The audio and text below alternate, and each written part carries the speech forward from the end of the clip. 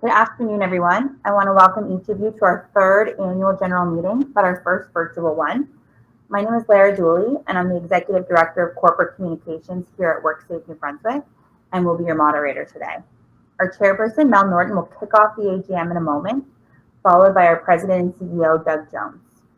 The presentation portion, which will review 2019 highlights, key performance indicators, 2020 trends, and a financial update, will last approximately an hour. We will then spend an hour answering your questions. Feel free to send them to me as they arise during the session. With nearly 300 participants on the line, microphones will be muted, so please use the message button. Now, it is my pleasure to introduce the chair of our board of directors, Mel Norton. Mel served as mayor of St. John from 2012 through 2016, and before that as a city councillor. He continues to be heavily invested in the St. John community, having participated in the committee that established the ward system there. He brings significant expertise in board management after serving on the boards of the St. Abbey St. Andrews Mixed Income Housing Project and the St. John Theatre Company. Mel is a partner in the Lawson Kramer Law Firm, where he specializes in labor and employment. He volunteers his time to his profession by teaching seminars and courses in his area of practice, including the Law Society of New Brunswick's Bar Admission course. Mel and his wife Stephanie are proud to live in Uptown St. John. Ladies and gentlemen, Mel Norton. Merci. Thank you, Laura. Good afternoon and welcome to our stakeholders.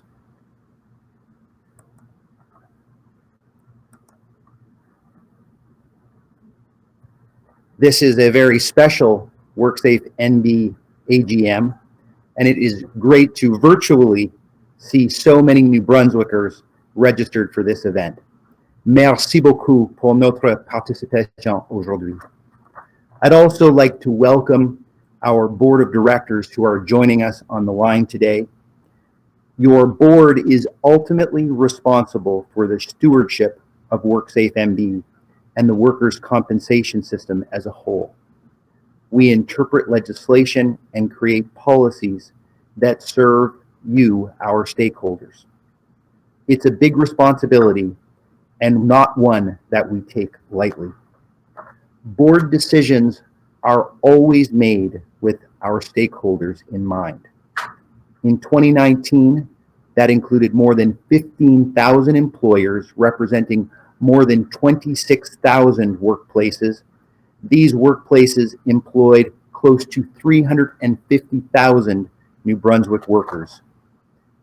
As we shared at last year's AGM, the Auditor General's first audit was released in 2018 and focused on WorkSafeNB's governance model.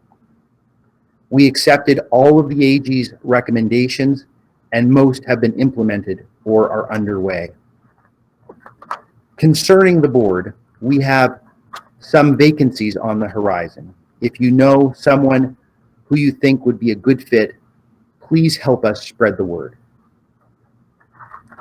We are now in year 2 of our 3-year strategic plan, which encompasses many of the recommendations from both the AG and the task force.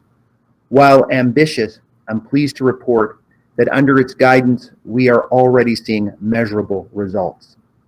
Établir une culture de sécurité avant tout. In 2019, New Brunswick achieved its lowest workplace injury frequency in 10 years. Assurer un rétablissement efficace. We are getting more workers back on the job sooner thanks to earlier interventions. Protéger la durabilité du régime. We are pleased to report that our funding position improved significantly in 2019. In addition, and with great thanks to the provincial government, key legislation was passed, which included the reduction of the unpaid waiting period for injured workers and amending the Workers' Compensation Act to emphasize the importance of return to work.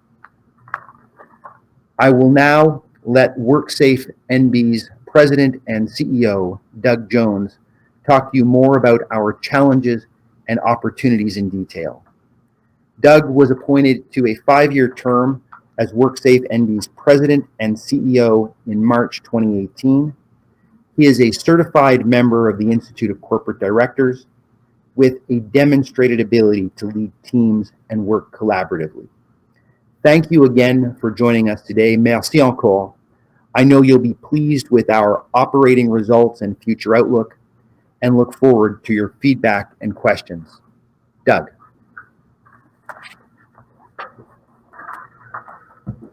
Merci beaucoup, Mel. Excuse me, we'll take a short commercial break here and get adjusted. Bonjour tout le monde. Well, thank you, Mel, for the introduction. And as Lara mentioned, we'll take about 45-50 minutes to go through an agenda. And we're going to just briefly cover a bit of a COVID-19 update. Seems to be a topical discussion point lately. And we're going to blend that into a safety share. And then we'll move into 2019 year in review, a financial summary, touch on some 2021 rate guidance, and then a few slides on what's ahead of us. And then, as Lara mentioned, we'll open up for questions and answers. So COVID-19, certainly on March the 19th, when the emergency order was announced and the government indicated, we've got to shut down a lot of the businesses, and that it was pretty dramatic. And we didn't know what was ahead of us, but certainly in the next 3 or 4 months that came after that, as WorkSafe, not only did we have to work a lot with businesses and employers and employees, but we also had to form new alliances, meet new people within public health and public safety and the government and Opportunities New Brunswick and other government organizations. And you've probably heard it said in the media and comments from others about how government had to change the way they've done business. And WorkSafe had to change the way we've had to do business, and we've also seen that in government as a whole, and a lot of it, or most of it, for the better. And I hope we can continue that going forward, because that experience did make us stronger, and I was really pleased to be a part of it. So it was shortly after we started looking at, okay, when do we open up again, and what do we have to do to protect ourselves? What control measures do we have to put in place? And our prevention team and communications and a whole lot of other people came together, and again, working with public safety and public health, and we put together our Embracing the New Normal guide about keeping employers healthy and safe. And so there's a lot of work going on there. One thing that was really remarkable was that, my perspective anyway, is we did that while also moving all of our employees out of the workforce and into a home work environment. And it took us, the first 2 or 3 days, we moved everybody into home. I mean, not everybody. I guess we settled in at about 90% of the workforce working from home.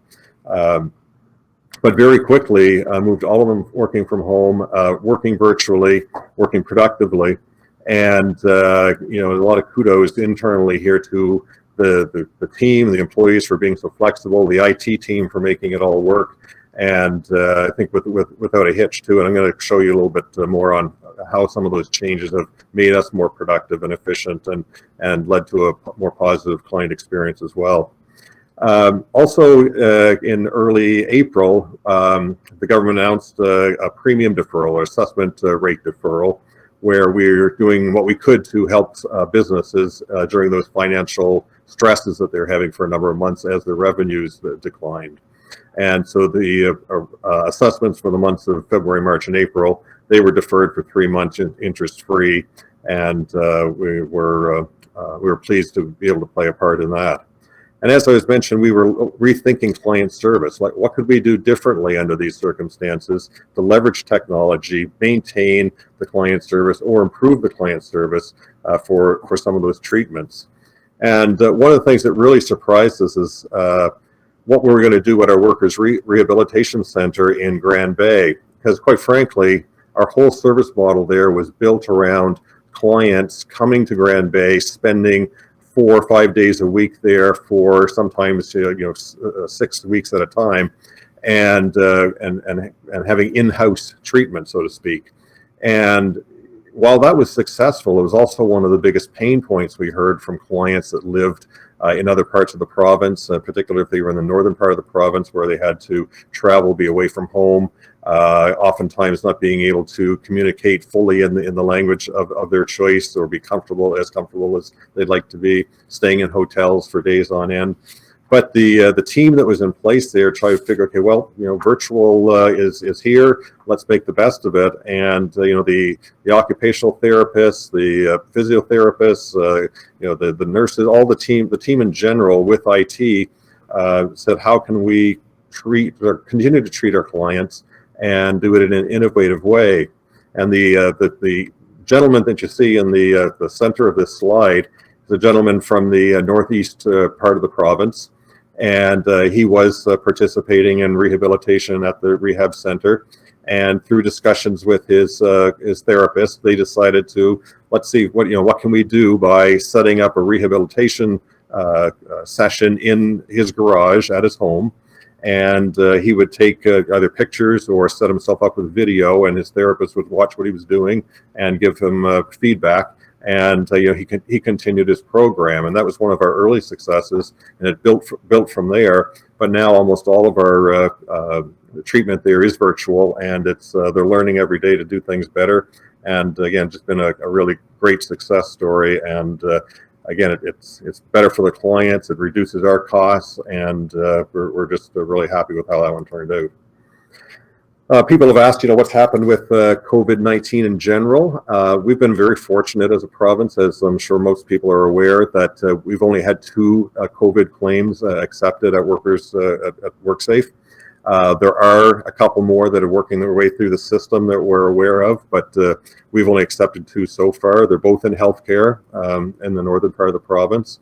And I get a lot of questions sometimes about why the low numbers, and I don't think there's any magic there to some of it. It's we're fortunate that the geography that we have, basically surrounded by water for half of the province, and then the early action that was taken by the government on closing the borders, early action closing schools down, and then on top of that, just the great response that we had from New Brunswickers and businesses and the workers that we deal with to see what they were going to do to make sure those control measures were in place. The support and the reaching out that I received personally from others. How can we do this? How do we do it right?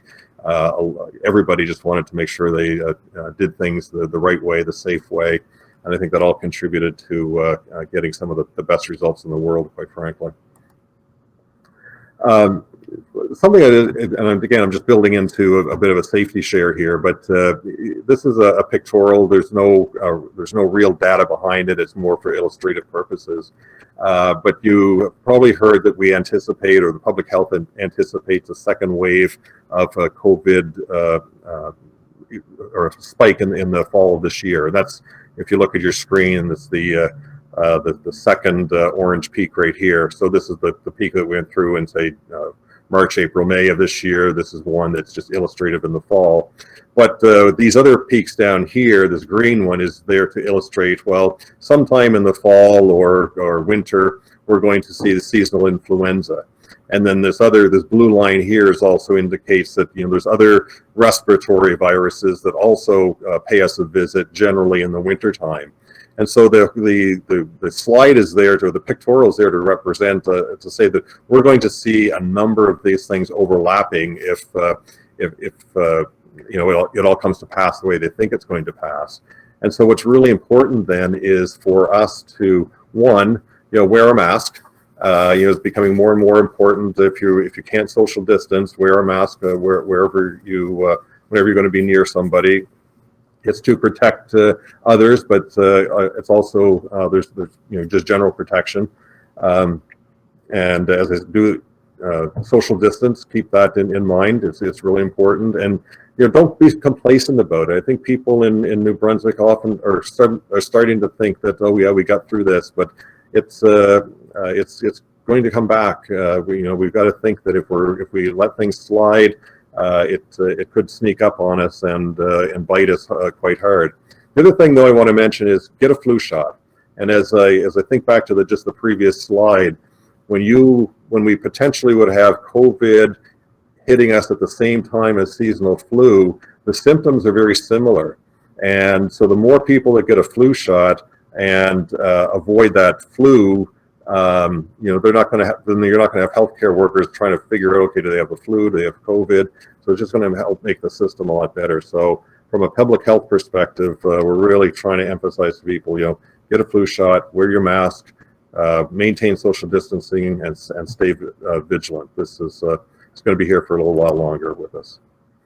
So just before I get into the 2019 results, I just want to reflect on the last, I guess, 2 years and 5 months since I first started here. But in 2017, the government engaged a group of people that formed a task force on WorkSafe, and they also asked the the Auditor General, to conduct a value for money audit and on WorkSafe was more than value for money, was more on governance and claims management. So when I joined the organization in March of 2016, it was a great time to come in, because shortly afterwards we got the task force report in July of 2018, the Auditor General report in June of that year, and that helped us build our case for change, which launched really in December of that year. You see that with this box here, which really took some of the primary or the key recommendations from the task force and made changes in the legislation that was essential to bringing some of our costs under control and making some of the significant changes we had to make to ensure sustainability, as well as improving some of the benefits that Mela just spoke about, like the elimination of the unpaid 3-day wait period. So that was really key to the start of our program in 2019, and it also formed the basis of our strategic plan that we worked on through late 2018 and had approved in 2019. And then in 2019, early that year in January, we had the Auditor General report on claims management. We worked with the government, and we're grateful to get some more legislation passed in June of that year to clean up a lot of the remaining task force recommendations. And in December, we saw 2 bills passed, one on workers' compensation and one on occupational health and safety, that I'll get into in a few more minutes, that were really critical as well. And then in 2020, as we know, it's been a bit of a different year so far, but we had COVID, and but we also just had a bill passed in June on occupational health and safety administrative penalties that I'll speak about as well. Excuse me.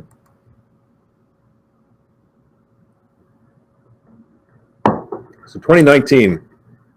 So as I mentioned, we had the ministerial task force and the 2 Auditor General reports, and there was a lot of overlap in a few things that they had mentioned, but they were all aligned to just giving us good recommendations as to how we can improve the business. And these recommendations, we update them on a semi-annual basis, and we post them on our website, and so you can see exactly what the recommendations were, what our status is on them, and what steps we've taken. But on the task force, we accepted all 28 recommendations, and those key legislative changes that were addressed were around rate setting. That was a big one in December of 2018, where one of the big changes was to extend the amortization period up to 15 years if we needed it, in case something happened, if the stock market dropped dramatically, for example, and our accident fund asset values dropped as a result. Previously, we only had 5 years to recover, and now we've got the flexibility to take up to 15 years. Also setting and ensuring that the board has policy setting authority. The language that was there previous to this legislation resulted in some decisions from the appeals tribunal that were applied to all cases, and that we wanted to make sure that the authority for policy setting resided with the board, so they made sure that happened. And then a number of changes or improvements on occupational health and safety, improvements on returning to work, the worker benefits that we spoke about, 3-day wait, and rehabilitation of injured workers, which is some of the things that the Auditor General spoke about too, getting them back to work as safe and early as possible. The Auditor General made a couple general claims about, or comments about, our main claims management framework is reasonable, the policies are consistent with best practices, but they did outline quite a number of opportunities for improvement, which was just great because that is an area that we knew we had to improve on. We were working on some of that already, and to have that a new set of eyes or a third set of eyes come in and take a look at it with some of the consultants that they brought in to examine our business was quite beneficial. And we're using a lot of those recommendations as we transform our business and spending a lot of time on our claims management and rehabilitation side. But it goes from one end all the way through. So as soon as a claim is filed, how do we make sure that we can take the paperwork and digitize that and look at that as quickly as possible, get it into the system so that people can diagnose it, determine treatment as quickly as possible so that you can get people start rehabilitation fast, get them back to work fast. And so we want win-win for everybody so that the worker gets the best service, the employer gets somebody back to work when they need them, and costs are controlled. And as cost controlled, we've got money for better benefits, and so it all comes together. And so this is one where we're spending a lot of time right now. We probably bit off a little bit more than we could chew in 2019, thinking we could do a lot of it early, but as we dug into it, we found that there was more work than we anticipated, so we had to readjust some of the steps, and you can find that again on the website. It gives you the full update on what we're doing there, but there's a lot happening there. We've done a lot of improvements in 2019, 2020, but it's going to take us another 2 to 3 years to get through that, particularly when you look at the second last bullet point, the claims management system. We have to replace a system that's been in place here for about 30 years, served us very, very well. But right now we're just working on business definitions on what we need for a new system into the future. And that's going to be a big investment and a big piece of change management for us going forward. So I mentioned that we worked on a strategic plan that was approved by our board in early 2019. And we have 4 pillars in the strategic plan. One is about, first pillar is driving a safety first culture. Second is achieving effective recovery. The third one, protecting system sustainability. And the fourth pillar is having a workplace committed to superior service. I'll go through each of these in a little more detail.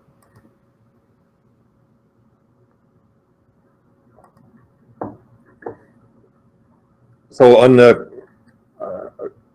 as far as safety goes, one of the big highlights of that pillar was that we made a big shift in our organization at the beginning of last year, and we pulled our prevention team out, and they're an independent part of the organization now, whereas in years gone by they were grouped in with the claims management and rehabilitation group.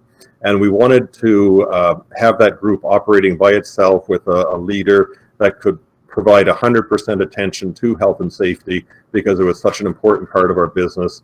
And as everybody knows, if we can prevent all the accidents from happening in the first place, then we don't have any injuries, and that's the best outcome that we could ever hope for. So that was a big change that we launched in the beginning of 2019, and I'll show you some stats that are showing some of the impact that's happening. Probably not only because the organization changed, but we'd like to take a little bit of credit for that, I think. We've also had some legislation changed where we extend the time frame for prosecutions. Prior to the legislation change, we only had 1 year to lay a charge if the accident was very, very severe. Most other provinces had up to 2 years. And the reason they moved to 2 years is sometimes the accident or the incident that took place was very serious, or it took a long time to investigate because of complexities. And we found that that was a necessity for us too. So we extended that time frame. The next 3 bullet points, there's slides onto those coming up, and I'm just going to go through them in a little more detail. So one thing that I addressed at last year's meeting, is similar to this one, was the need to have greater clarity in our occupational health and safety legislation. And we found that the duties and responsibilities that a supervisor or a manager has, they weren't as clear in the New Brunswick Occupational Health and Safety Act as they were in other provinces. And we would have discussions with some supervisors on work sites. I know I had a couple myself, where the individual would sometimes, quite frankly, argue and say, no, I don't have that duty or that responsibility. That's the responsibility of the employer. And you would have to show them clearly in the act that, well, the act considers the supervisor the employer as well. And it was disturbing because we have people that were supervisors or managers not thinking that they didn't have these responsibilities when in fact legally they did, and they didn't know it. And so we changed the legislation, or updated the legislation, went into effect in December of 2019. We've since got a lot of calls from businesses and supervisors and individuals wanting to know more about that. Our prevention team is doing a fair bit of education around that. I know there's a lot of businesses tapping into third parties that are providing more education around supervisor responsibilities, and that's great. That's what we wanted to see, is people having that level of awareness. And it was timely because in 2018 there was an accident in Fredericton on a construction site, and a young worker on the construction site died. And we were investigating it under the Occupational Health and Safety Act. And about halfway through the investigation, the police actually took over, and they started the investigation from their perspective, which is more of a criminal nature versus one under the Occupational Health and Safety Act. And about a month ago, there was announced that the employer and the supervisor of the construction company were charged under the criminal code with criminal negligence causing death. And that was the exact point that we were trying to make the last year, is that the supervisors, managers, they've got these responsibilities. They have to know what they are, because you can't just ignore them. And that provision under the criminal code that they were charged under went into effect in March of 2004. And it was all built around the Westray mine disaster that happened in Nova Scotia, and I think it was 1984, 85. So it took about 20 years to get that provision in the criminal code. And people weren't charged under that code, under the criminal code provisions initially, for quite a number of years. In fact, the first person in Ontario that was charged was in 2012, after some scaffolding collapsed outside of a high-rise building. And only about 30 people in total across the country have been charged criminally under that provision so far. But you can see that it's not something you can't say it's never going to happen to me. So it's important that we educate our people, and they know what they're responsible for there. And then that's so education and awareness. It's always our first choice. You know, there's a big shift, I think, in how we wanted to approach prevention with businesses and employees. We want to get out there and educate people, make people aware, and help them. And we want to put a big focus on that. And then when that's not possible, or if it takes a little more of a nudge, then we want to be, we'll go and we'll write an order that orders people to do something. And we find that we don't have to do too many of those. Most people are very compliant, and they'll follow the directions. And then before we didn't have the opportunity to look at administrative penalties. We had prosecutions, and that was a lengthy process and expensive. Most other provinces had administrative penalties available to them, and sometimes it might be $100 or $500, and or some provinces have much higher limits.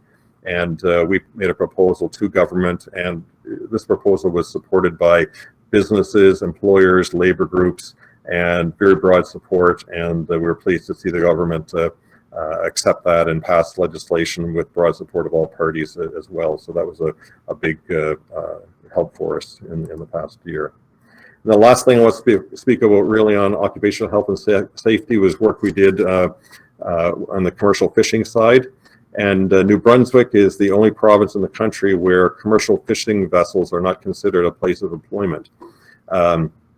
There is a couple other provinces have incorporated or brought the fishing vessels under occupational health and safety in the last few years, but we're the last one. So we've done a fair bit of consultation in the last year.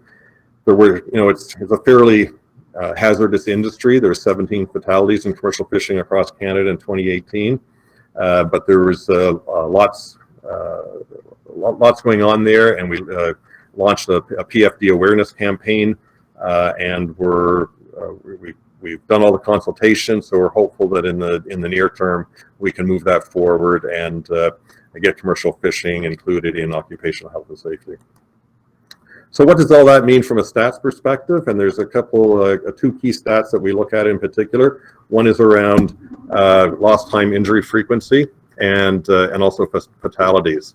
And lost time injury frequency is a standard metric, and it really comes down to about one, or a frequency of 1 would mean that one person out of 100 full-time equivalents that work 2,000 hours a year is injured. And so what we've seen across the province now with our assessed employers, that's mostly our private sector employers, you can see that that has been declining from 2017, 18, 19.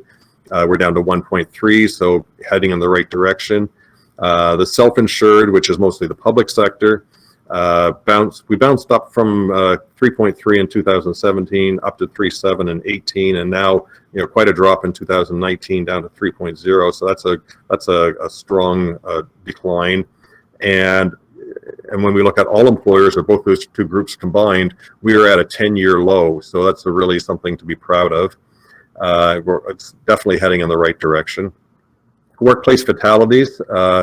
It'd be nice to say that we've got a 50% decline. That's good, but obviously any fatality is not good at all. So we wanted that to hit the 0, but 28 last year was a extremely high number. Disappointed in that, but going in the right direction to 14, but we need to get to 0. This is one slide though where I wanted to put on the 2020 results as well. And we started to see the continuation of those good numbers in the first 3 months. And then in the next the last 3 months from the second quarter of 2020, we saw them continuing to come down. Now there might be some influence of COVID-19 in here. People were working at home and maybe not in the same kind of work environment or something. We're still trying to figure out exactly what's going on. But you can see that the lost time frequency has dropped significantly year-to-date 2020. Again, much lower than they were year-end 2019. And fatalities, we've only recorded 3 so far this year, which is a stunningly good improvement. Again, not 0, but very, very good. So we're pleased with the progress there. Achieving effective recovery. So this is about our rehabilitation. And one of the big improvements that we made in the legislation was to embed the duty to accommodate in our workers' compensation legislation. This was something that was typically in human rights legislation, but it was difficult to enforce it in workers' compensation, because the only way to enforce it would be to lodge a complaint with human rights and go through that complaint process, which can take some time. And you lose the benefit of acting fast. And we also, as part of that legislation, there was some administrative penalties provided for non-compliance. And we also made some changes in the legislation around medical aid to make sure it aligns with the proven healthcare practices. So those are the legislative changes. That doesn't touch on all of the different internal process changes that I mentioned earlier to try to move things along faster and provide better service. As I mentioned, though, the duty to accommodate language was there. It's really all about bringing everybody together to get people back to work, or injured worker back to work as safely and as soon as possible. And it takes 4 parties. It takes the injured worker to be at the table talking about it. It takes the employer, it takes the physician, and it takes ourselves as WorkSafe. We all have to be working together. And so that was really the goal of this language, was to really incent everybody to get it to the table and talk about that objective as early as possible, so that people get back to work as early as possible. And those provinces that have similar language in their legislation have made some great strides in that or to that goal over the years. So we're really pleased to see that come together in 2019. We also made some changes in the legislation to ensure that the medical aids that are provided to injured worker are evidence-based and consistent with standards of healthcare practices in Canada. So in a nutshell, previously our legislation would say that the medical aid shall be provided. And so we didn't have any latitude on that. And so it didn't matter if anything could be prescribed, and we would have to pay for it. So for example, if somebody was diagnosed with coronavirus or COVID-19, and the name escapes me now, that malaria treatment that is being promoted by certain people in the States.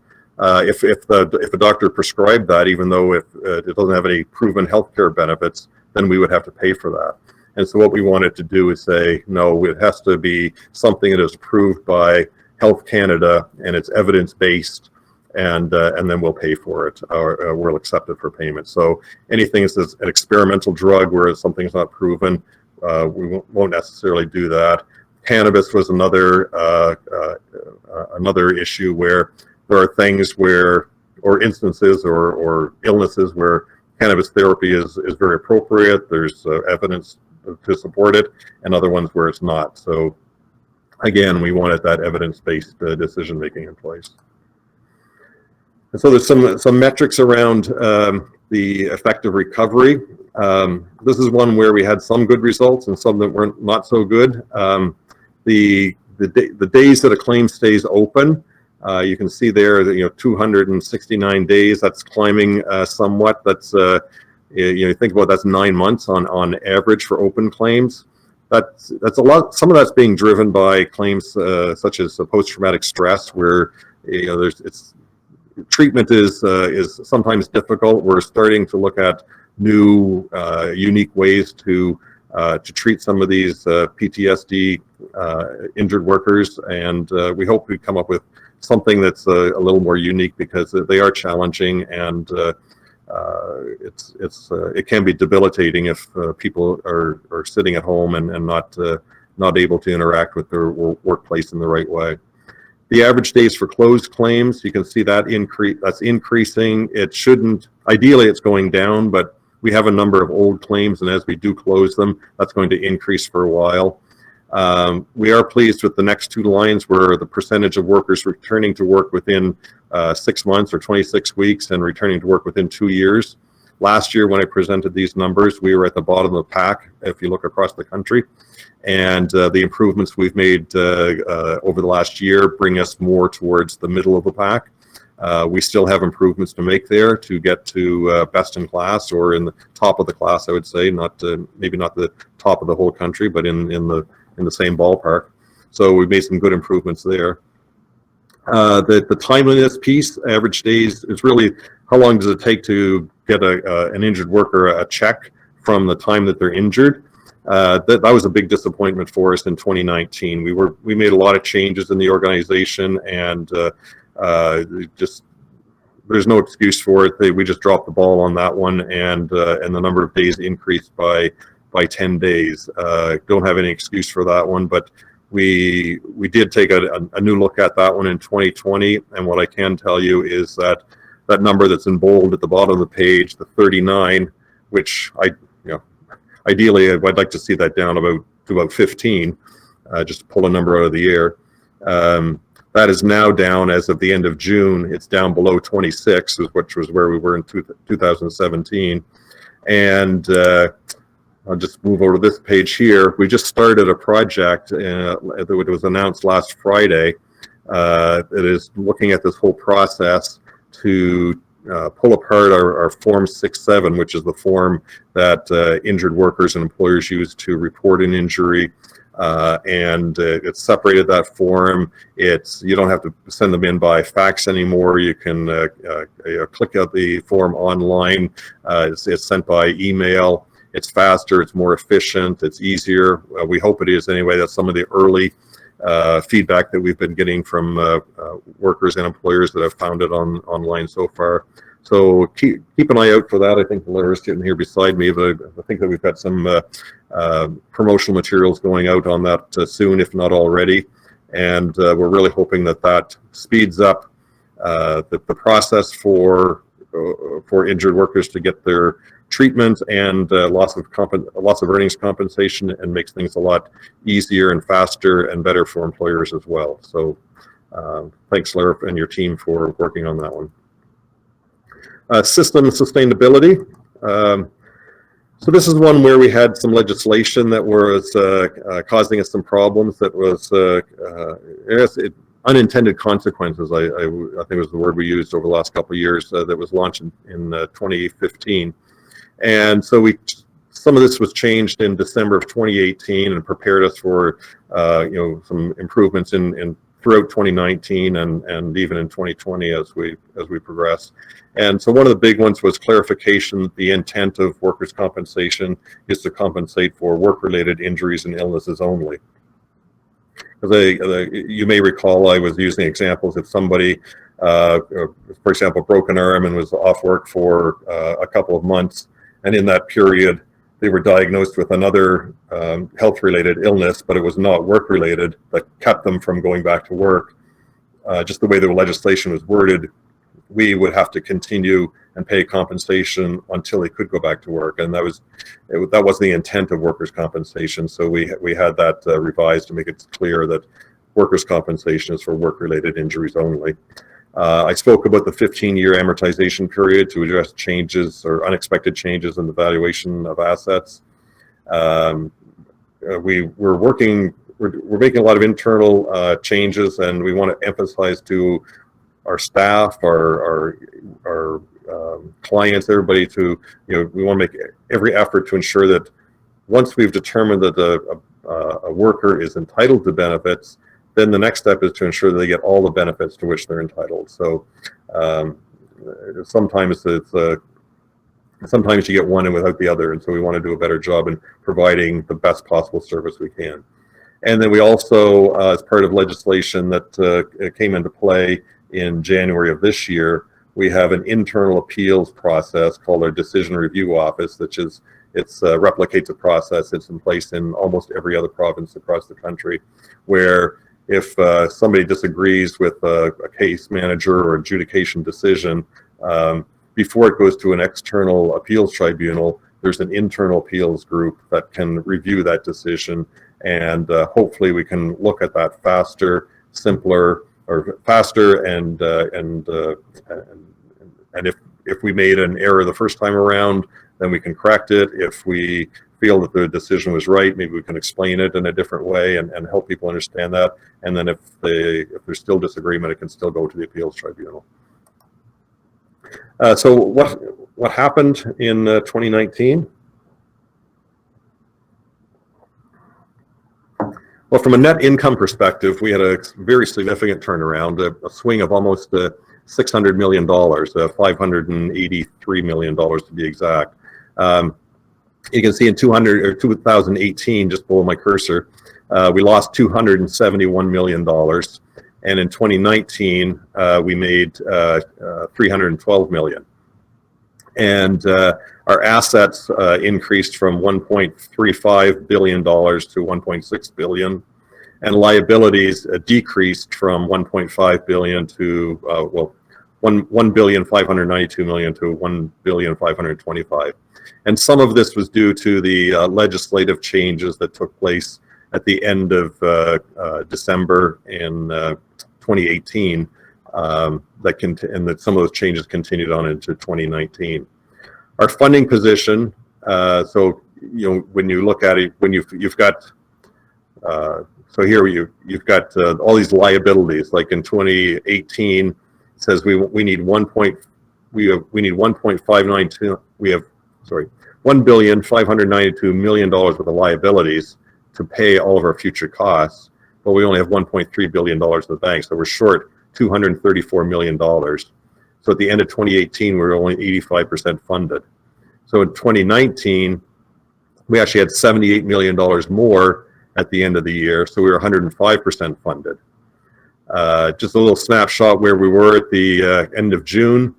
We were actually looking quite good up until about the third week of March, when the market dropped down a little bit, so we're still a little bit underwater. I think it's July. This only goes to the end of June. July saw some more increases, so this is a little bit out of date, but we're not too bad. We're still above 100%. But again, in 2019, very significant swing. This slide shows you where that happened. You might get tired of seeing this one. I've shown it in quite a number of presentations already. Just as a reminder, though, the dark red bar that my cursor is on right now for 2019 shows $215 million. This is the cash flow that went out of the organization last year to pay for claim benefits. So it would be lost earnings compensation, medical benefits, all of that stuff, including our administration costs. So this is all of the cash costs for the year. The light pink bar that's below it that says minus 71 right here, that is a reduction in our future liabilities. So you can see in past years, when the legislation changed here in April of 2015, that's when our costs started going up. So the dark red bars started going up from 178 to 197, all the way up to 223 million. So about $45 million a year in extra costs. But here, these numbers, these 4 years add up to close to about $600 million in extra cost in those 4 years. So one of our big changes in 2019 was we didn't add to our future liabilities anymore. As a matter of fact, we reduced them by $71 million. Now on the revenue side, this dark green is the money that we brought into the organization through employer assessments. And when I hear employers saying the cost went up, well, they certainly did. When you look at the prior year, 2018, $174 million, and then 273. That's $100 million more in costs to employers across the province. So that was a significant jump. And then the other piece that drove revenue is this light green bar, which is the return on our investments, or the return on the accident fund. So in 2018, when we saw that big drop in the stock market in the last month of the year, we actually lost $18 million. And in 2019, when we had a 14% return on our investment, we made $184 million. So that's really the components, how it breaks down to show how we got the fairly significant swing. So I'm going to show you just how this is some of how the benefit payment trends have shifted over the quarters.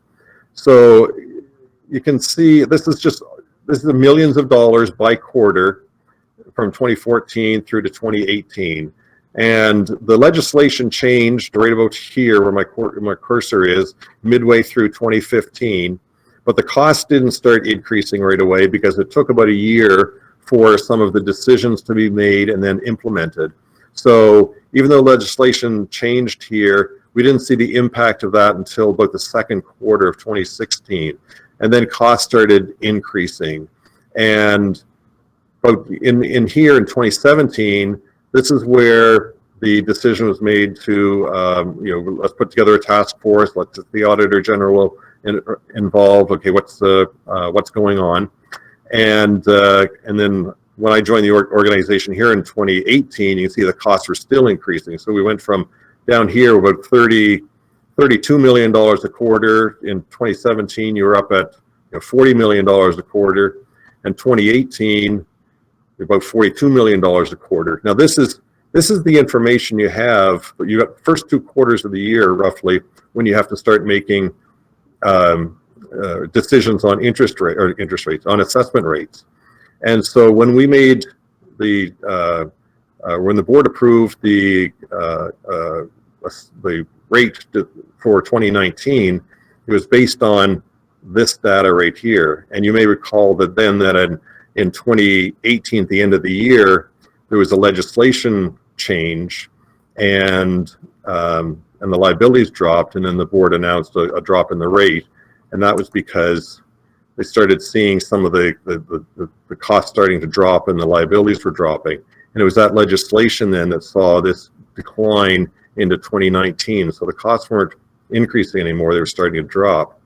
And so in 2019, when we were looking at the rate last year, when it was, we announced 292 here, went from 265 here, and then here we saw it starting to come down. The numbers show that 240 was an appropriate number. And then what happened, it's come down even more. And then in 2020, where we are here, you can see that in the first quarter of this year, we're at 37 million, which is lower than what we've been in the last 3 years. This second quarter number, take that with a grain of salt, because I think there's some impacts due to COVID-19 in here, because some of our costs are driven by visits to doctors, visits to hospitals, stuff like that, where people have not been able to participate in the same visit. So that this 33 million could be artificially low. We're still investigating some of that, but you can see how the cost trend has peaked here in 2018 and is starting to come back down again. And that's giving us the cost management that we need to start looking at the lower rates and the improvement in benefits that we've been talking about. So where are we? What's the time like here, Laura? Okay, almost perfect. So what does that mean for assessment rates for next year? So there's a few things we have nailed down, a few things we still have some balls in the air, but we'll walk you through it. So I just want to, this is 2020, well, the last 5 or 6 years, and I just want to remind people, or maybe go into a bit more of an explanation on how rates are built. And there's a number of components to it. So the first one here is the cost of benefits of new accidents. So this is for any accident that happens in the year, you want to collect enough money out of your rate that pays for the cost of treatment, rehabilitation, and lost income for that year, plus all the other, plus all future years that where that injury might impact that worker. So, from 2014 to 2017, that cost was in the range of say $1 to $1.10. Then that was jumping up to $1.47, $1.66, and then, as you can see, the slide before that, they just showed you the cost started coming down, and so this cost of new accidents was coming down. We also have costs for our prevention team or occupational health and safety, and it stays pretty constant, 11-12 cents a year. So that doesn't move too much. We also have an obligation to pay for the Workers' Compensation Appeals Tribunal and the advocates, and that stays somewhere in the 3 to 5 cent range. So that stays pretty constant. And then general administration, and that stays pretty constant here in 36-37 range. It dropped down here in 2018 because in an effort to try and keep rates low, really slashed a lot of admin costs, thinking that this was going to be the peak and things would get better after that. But it turned out it wasn't the peak in the cost. We had needed the legislation changes after that, and but that cut wasn't sustainable for very long. And then for the last 2 years, we had business transformation costs. So those are all what I would call the general controllable costs, and they build into a base rate that range from say $1.45 to $1.55, $1.60 when things started going up, and then they increased to up to $2.20 and $2.05. So this is what the base rate was. This number at the very bottom where my cursor is, this is what the rate is that was announced at the end of December every year. So why is that? Why is the difference there? Well, we have to look at going back to the funding rate. Do we have enough money in the bank to pay all of our future bills? And if you look at this line here, it's third from the bottom, it says target. Well, by policy, we set a target, like what percentage above the liabilities, like or how many more assets do we need versus liabilities? We want 110% of our assets, so a 10% cushion. Or, if we look at 2020, there's a recommendation from the task force and the board adopted it. They want a minimum of 15% cushion. So 115 became the target. So when we go back and look at years 2014, 15, and 16, you see when it's in brackets here, that means we have an excess. We had too much money in the bank, or we had lots of money because the stock market was very kind in those years and was generating great returns. And so we had this much extra money over and above our target. And so by policy, what we would reduce the rate by that amount. And again, by policy, it was spread over an amortization period of 8 years. And so for these years, there was a credit given of either 24 cents or 44 cents or 43 cents. So it'd be, we take $1.45 in 2014, minus your 24 cents, you get your $1.21. So that worked great when the stock market was kind and our costs were generally under control. But then 2019, 2020, when the things flipped around, we had higher costs where they're $2.26, and we didn't no longer had any money in the bank. And matter of fact, we were $305 million short.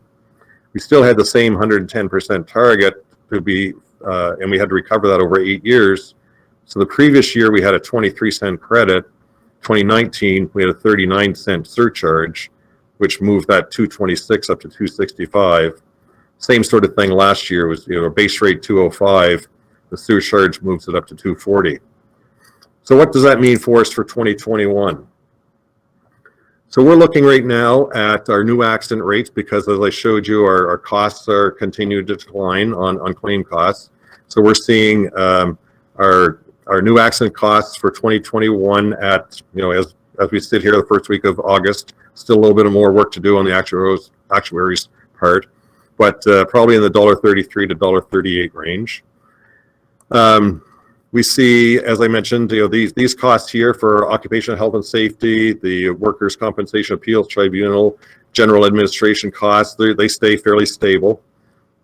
Our business transformation costs, as I mentioned earlier, we got a little too aggressive in our thinking about how much of our transformation we could get done early. And so we're delayed. So we've got money put aside for transformation that'll carry us through for a while. So we don't need to collect any more money for transformation. So we've got enough in the bank, or we will have enough in the bank by the end of this year that we can, it's appropriate for us to drop that down to zero. So we're seeing from our base costs, dropping from 205 down to the range of $1.82 to $1.89. And then we look at, okay, what happens to our shortfall in that? So we improved the funding level, so we have $163 million to cover the gap. We have a 115% target, but there's some other issues at play right now where when we were at the board talking about this, and there's what's going to happen with the stock market over the next little while, and there's one other factor at play that I haven't talked about yet, and I'll just bring it up briefly. It's fairly complicated. I'll have to get into it more another time. But there's a change in accounting rules coming that affect all insurance companies across North America, actually, but certainly in Canada. And it's called IFRS 17 is the rule. I can't even remember what the acronym stands for. But it has a more of a dramatic impact on workers' compensation firms because they're deemed to be insurance companies for that purpose, and we're still trying to figure out exactly what the impact is going to be on us. But it changes the way in how we have to record our liabilities, and so this rule is going to come into play in January of 2023. And so we've got our accounting firms, our auditors, that they're all looking at this, trying to help us figure out what it means for us. But we put a note in our audited financial statement, so this year is saying that it's there and it could be material. So we're just trying to figure out exactly what that is right now, and we couldn't advise the board too much on that just yet. We're going to try and have some more information for them. So they've taken a bit of a cautious approach right now, and kept the guidance on this at the conservative end. And so right now the guidance as we speak on the ounce rate will be 215 to 222. And then we'll be able to, the way this works right now is we've got another meeting with the board in, I think it's mid-September, late September. And so we'll have additional information, and we'll announce a final rate at that time. So what do we have going on for transformation over the next little while? We've got 3 programs. What we call is our client experience, the employee experience, and the enterprise experience. So it's really trying to improve all of those things. And the client experience is probably one of the big ones because, as you can imagine, any organization that is as a monopoly, which it could be government, could be post office, could be workers' compensation. If you don't have any competition, I think your natural tendency is to draw procedures and rules and that are easy for the organization internally. And what we're trying to do right now is, as we transform, we're putting in new systems, we're looking at all of our procedures, and we're saying, what does this look like from the client's perspective? The client, either it's the injured worker or it's the employer. How do we make this as simple and easy for them? So that's our goal over the next 3 years as we change all of this stuff, is to really look at it from the client's perspective. And sorry, I missed that. But and then the the employee experience, same sort of things. We've got lots of things that we're trying to improve there. And then the enterprise experience as well is just how can we use technology better? We've taken a bunch of some of our systems right now and moving some into the cloud. We've moved disaster recovery to off from an on-site hosted service to a third party. But we're just trying to look and say, okay, what's the best proven systems out there that we can make that we can take advantage of, that are efficient, cost effective, and what can we do there? So those are the three key components of our transformation. Looking ahead, the assessment deferrals are the premiums are coming to a close. The interest-free period is finished at the end of August. Really pleased, actually. The payments are for June and July all came in without a hitch. Very pleased to see that, really. And so that the interest rates there will go back to what they were before the deferral came into effect, which was the bank rate plus the 3%. We're looking also at occupational hygiene regulations. These are ones like gases or asbestos, a whole bunch of things like the hygiene that you work in. We have some of these regulations that have been outdated for many years, and it's more than past due for us to have those updated, and it's a tremendous amount of work for our occupational hygienists and our prevention team to have updated those. There's hundreds of pages, and they're going through that process now, working with the department at the government that's responsible for that, and we hope to have those updated in the coming months. And then we've got some stakeholder consultations around some of the worker benefits that I mentioned. The board's asked us to do some consultation on improvements to the average industrial or the maximum assessable earnings. And we're looking at potential changes to the rate model that we use. And what that's about is I took you through the different components of our rate, and on the administration piece, parts of our administration costs are fixed and parts of them are variable. And the way our rate model works right now is they're allocated to employers strictly on a variable basis. And so even though we announce our rate is, let's say this year, $2.40, very few employers pay $2.40. The rate ranges from about 52 cents all the way up to $7 and any number of rates in between. And because they're allocated variably, if you pay a low assessment rate, you get a small portion of the administration costs assigned to you. If you pay a high rate, you get a very high portion of the administration cost assigned to you. And so we think it's probably, from management's perspective, it's more appropriate that the portion of the admin cost that is fixed, for example, prevention or like occupational health and safety, where everybody consumes that, maybe that should be a fixed component, and then the part that is variable would go more on a user pay basis. So more to come on that one. I just went through all of that, and I think that's about it. So questions and answers in about 7 minutes over time. Laura. Thanks, Doug. We did get some questions coming in while you were speaking. I'm going to read the first question, and it actually refers to I believe it's slide 27, that was being referenced in the first question, which is the one with the OHS compliance toolbox. All right, you're going to make me go through this? Okay. I'll go to slide 27. Thank you, Colin. Yeah, perfect. Throughout 2019 and 2020, New Brunswick has learned of soaring workplace violence rates in New Brunswick hospitals. and the healthcare sector more broadly. There have been numerous examples: spiking code white members, a steady climb in year-over-year violence tracking, and a massive gap in hospital security. Violence claims for employees of hospitals are more than double those of employees in correctional centers. How does WorkSafeNB think about steps number 2, 3, and 4 of its Safe Workplace Toolbox in regards to this province's health authorities and the healthcare space in general?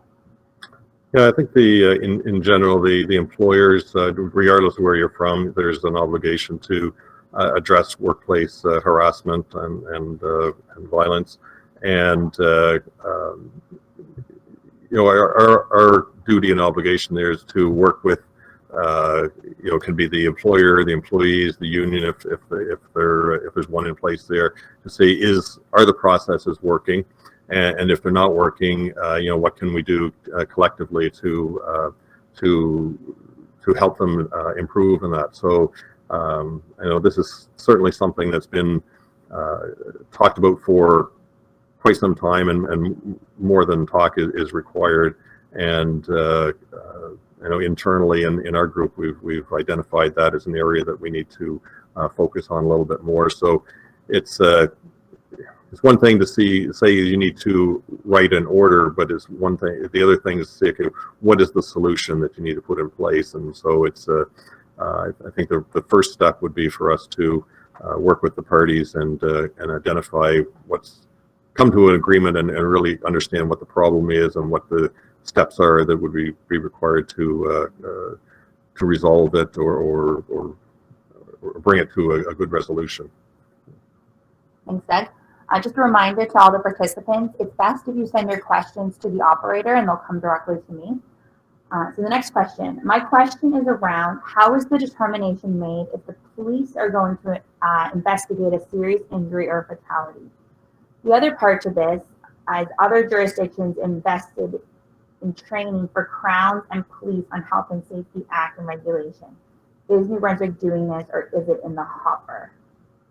The answer to the first part is it's up to the police to determine if they're going to investigate and lay charges. And I think the answer, if I understand the question right in the second part, I think the answer on the second piece is it's other provinces are different, because there's only a few provinces where they're set up like New Brunswick, where you've got a regulatory body like WorkSafe that is responsible for occupational health and safety and doing inspections. So whereas other provinces, that responsibility lies with the province. So I don't know if you can really compare those or make those comparisons. Is that what they're getting at, Lara? I don't know if I understood that right or not, but so the other part to this is other jurisdictions invested in training for the crowns and police on Health and Safety Act and regulations? Well, I know that there's we work very closely with the Crown, and there's certain individuals in the Crown offices that are quite proficient in occupational health and safety. So I think the answer there is yes. Police don't normally get that involved with it. If they do, it's more of a criminal matter. Okay, and then another participant wanted to add to that question as well. And they're saying, why wasn't the West Grey law applied in the death of QP 1190 bridge worker when it was clear that the employer was at fault? I can't really comment on that. It's you've got there's certain things that swing something from an occupational health and safety violation to criminal, and it's the police that make that determination. So they'd be I don't know if they'd ever give you an answer on why they look at something or not, but I'm not the right person to answer that one. Okay, the next question. I'm saddened to see that the employers are the only stakeholder that are reaping the benefits instead of seeing increased benefits for injured workers. Well, I think I maybe skipped over it a little quickly, but there's two benefits that we've been speaking about at the board we're looking at increasing. One is the maximum assessable or maximum assessable earnings piece that will benefit workers. And we're going to be doing some consultation on that at the direction of the board. And I can say, there's another benefit that we've been discussing at the board that can't really comment on it right now because we're still in the middle of discussions, but that is something that the board is talks about at length, and we always know there's a balance between costs and benefits, and you can rest assured that the board brings this up at every meeting, that how as rates are coming down, how do we also improve benefits, and we look at the comparison between other jurisdictions and try to stay as comparable as we can and provide a full suite of benefits. And I don't know, Mr. Norton, if you want to comment on that at all as well. Yeah, Doug, I'll just add to that, just to kind of confirm what you've said. I mean, as I think probably most of our listeners know, the nature of our board is that it is an equal representation of employer representatives and worker representatives. And one of the things that we began looking at some time ago was, in fact, one of the first things that Doug brought to the board's attention when I had the good fortune of being appointed as chair, was that in other provinces, their benefits are in some cases significantly better, and their rates are at the same time significantly better.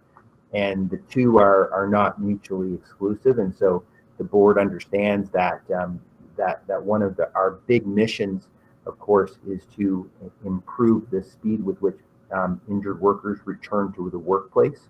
And that allows us to do two things. It allows us to reduce assessments for employers, but it also allows us to improve benefits. So the board is very focused on that return to work piece and implementing that as quickly as possible. And that's why, with the help of government this past year, you saw additional legislative reforms that really assist in encouraging workers to return to work, and also encourage employers in bringing injured workers back into the workplace. So the board is very aware of that and very focused on that, and our long-term mission is to both reduce assessments and to improve benefits. The two go hand in hand from the board's perspective. Thank you, Mo. Doug, how do you see the potential second wave of COVID-19 this fall affecting the workforce and employers? Will you be considering deferring payments again if employers are struggling? I wish I had a crystal ball and could tell you that. I really don't know. It's I think the comments that I make to my own staff here, we're just taking it week by week, month by month, and I've advised my own staff that they're going to work from home until December, and every week something new comes up. I was writing to one of them today, and they were asking about well, what do they do when school boards now are asking them to drive their students to school because of density restrictions on school buses, and they say, well, we're just going to have to figure that out and as it comes up, and be flexible and understand that we're going to have to address the needs of these things as they arise. And I think the same thing goes with what happens with COVID. The discussions I've had with government and public safety and public health is if we're diligent about keeping these control measures in place and doing the things that we should do, yes, there'll be a second wave, but we're hopeful and optimistic that it won't be to the degree that we need to shut down the province economically again, because people know what to do, and you might have some restrictions in certain areas, but we're hopeful that we never have to go back to what we went through in March and April. Thanks, Doug. I understand there were some changes to policy this year that changed how benefits are reported and provided. Can you explain the changes? Benefits are reported and provided. Don't know what that's. Could be if they're talking about care allowances, for example. So we did have, I guess when you say reported, we had some changes where we have to report some benefits differently on the tax slips that we issue in February of each year. So there's requirements under the Income Tax Act for workers' compensation organizations to report compensation that an individual receives. So you have to report any loss of earnings income or anything else that is deemed to be income by the Canada Revenue Agency. So things that can be excluded from income are any eligible medical expenses. And so there's a list of what's considered to be an eligible medical expense. In terms of care allowances, what a care allowance or if we give somebody money to provide care, that's income to somebody. It's either income that goes to a third-party care provider and that they're a business and they report that as revenue and pay tax on it, or it goes to another third-party person that should be declaring it as income. And so we were deficient in that respect by we weren't collecting receipts for that, because the Canada Revenue Agency, if it's going to an individual, they want to know who did it go to, and they want us, if we're getting receipts, they want to know, okay, have the social insurance number on that receipt, because this is just not free money that goes somewhere.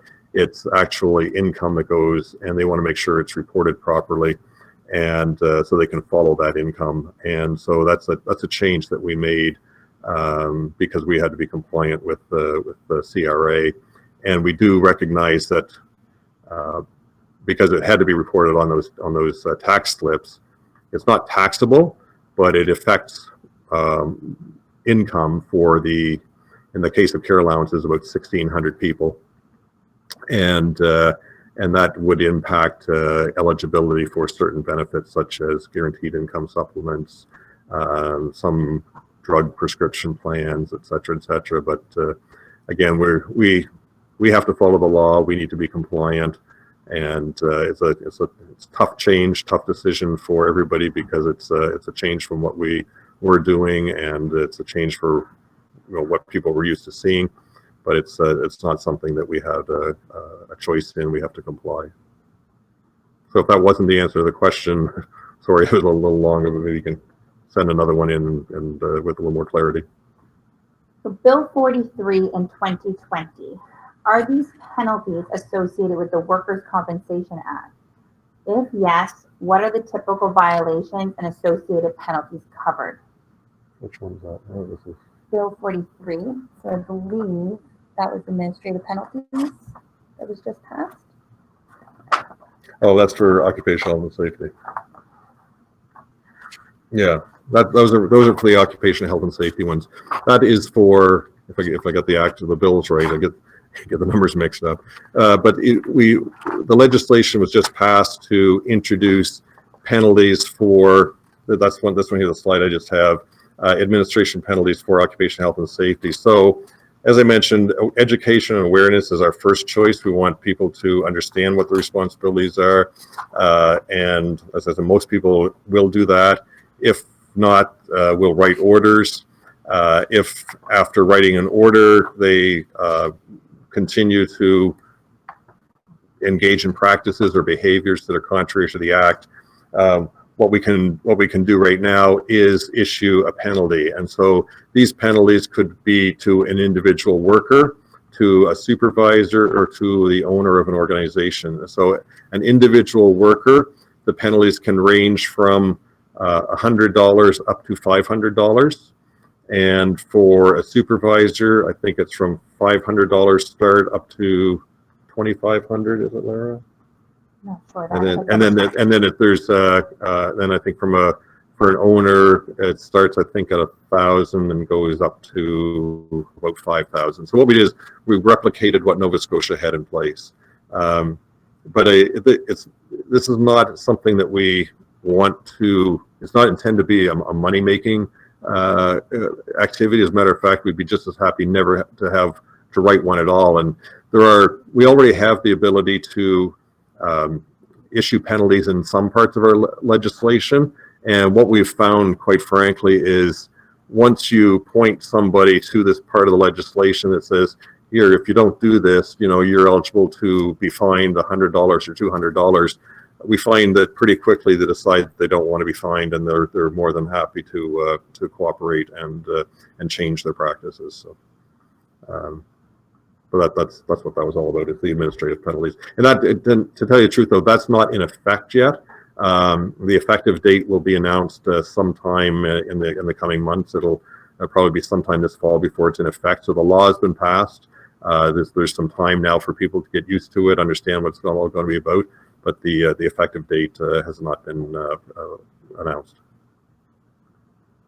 Okay, the next question, the accident in Minto, is that considered a vehicle fatality or a workplace accident involving an employer and his equipment? I don't know what that one is. We probably have to circle back on the specifics. Yeah, I'm sorry. I'll have to get back to you after the call on that accident in Minto. I'm not sure what that one is. Sorry. The presentation also mentioned that the assessment rate model should shift to include an equitable portion of shared costs. Does this imply employers will be contributing more in the future? No, it won't change anything that way. All I was referring to is there's, if I go to find the slide here. This component of the administration cost, we'll take this component right here, this 11 cents, the 4 and 36. So this adds up to say 50 cents. So it's not going to change. Well, all I'm saying is that right now that is distributed to employers on a variable cost basis, and I think it's probably more fair to have some of it distributed on a fixed cost basis, because these costs here, say this 11 and this 3, are probably more fixed, where this 35 there's a greater component in here that's variable. And because what happens is, like I said, there's some employers that will pay as low as 51 or 52 cents for their total assessment rate, and so they get a very small portion of this 50 cents of admin that's built into their rate, where somebody that's paying $7 for their assessment fee, instead of paying 50 cents here, they might be paying $1.50 or $1.60 for it. So it's just do we have to look at how we distribute our admin costs to be fair to the employer. So it's not about collecting more money, it's just about distributing it in a different way. Thanks, Doug. A little bit of a follow-up to that. Could you please repeat the timelines for the upcoming consultations? For all this, there's no timelines have been established right yet. I'm just introducing these as topics of interest right now.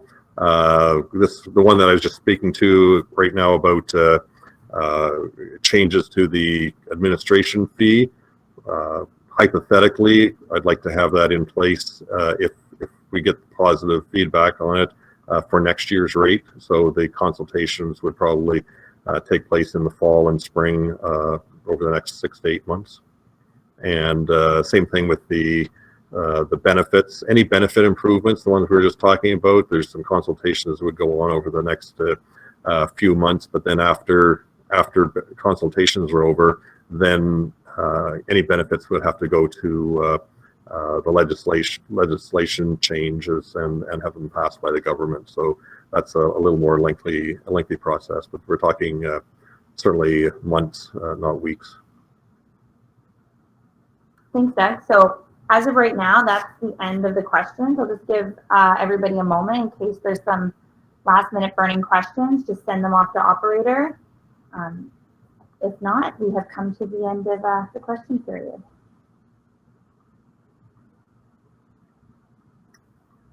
Okay. That's it. Well, great. Thank you so much, everybody, for your participation, and hopefully this worked for you. We got about 3 times as many people registering for the virtual presentation as opposed to the in-person ones that we've had the last couple of years. So I hopefully it was convenient. And just on an ending note, I just want to thank all the employers and the employees that have worked with us over the last few months through these interesting times. I want to share my appreciation to our employees who have helped us work through this, and appreciation for the board for their support through this period as well. Mel, if you had any final comments? Doug, it would be remiss if I didn't take a moment to thank obviously you and all of the employees of WorkSafeNB, and the board has the luxury of sitting at the table virtually these days and directing policy, but it's really you and the many hundreds of WorkSafe employees around the province that have been, especially in the last number of months, under intense demand. And from the board to you and your staff, thank you sincerely for keeping our workers and our employers safe, particularly through COVID-19. And thank you again to everyone who took time out of their busy schedule to participate in this virtual AGM. Thank you. Thanks, everybody. Take care. Bye now.